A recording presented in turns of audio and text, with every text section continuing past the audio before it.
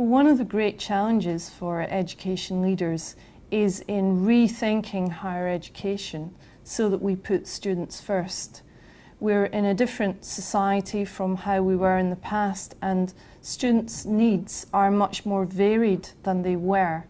Previously, we had society where people would leave school, and many of them would go into higher education, and then they would start careers. So the idea was they would learn a degree and that knowledge would help their career for life. Now, of course, the situation is really different because people will have multiple careers. Even if they stay in the same career, the job will change throughout time.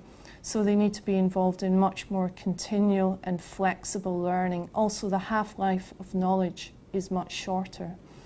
So there's a need for a rethink of education, and not only what we offer, but how we offer it as well. It's very difficult for university leaders to think out the box. They have to encourage and support people who are working with them to really do that visionary thinking and make sure that the vision fits with how society views education and what students will actually want to go to university for. A lot of the innovation that we see is almost at the periphery of education, on the side. So a great challenge for education leaders is to make sure that innovation is mainstream. One thing that we know is if innovation projects are funded by a funding stream at the side of the mainstream education, then when that funding finishes, typically the innovation will die out or finish as well. And to have that innovation accepted by other people is very difficult. So the university leaders really need to think about organisational change methods. Universities could learn a lot from businesses and other types of organisations about how they've managed to transform their business. If a university wants to fundamentally change, then they have to think, do we grow another organisation on the side and then move to that organisation as it grows? Or do we bring that transformation into the centre of the organisation and change from the centre? Of course, there are advantages and disadvantages with either of these methodologies.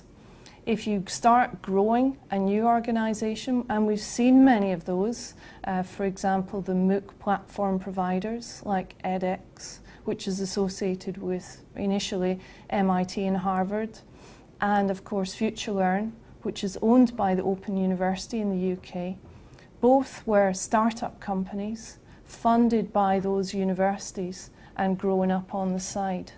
But neither of them have really become mainstream parts of the university yet. Maybe they will in the future, but there are difficulties with bringing them in. On the other hand, any organisation that's tried to transform from the centre, you have to make sure that everyone in the organisation is on board with the vision and the mission.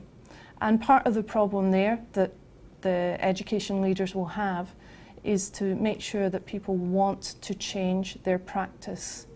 There's a lot of culture and value associated with practice, and so people can be resistant to change for all kinds of reasons. It can be simply because they're afraid of change, they don't want change, or it can be that their values haven't changed into the values of the new organisation. So whichever change method education leaders use, it's very difficult.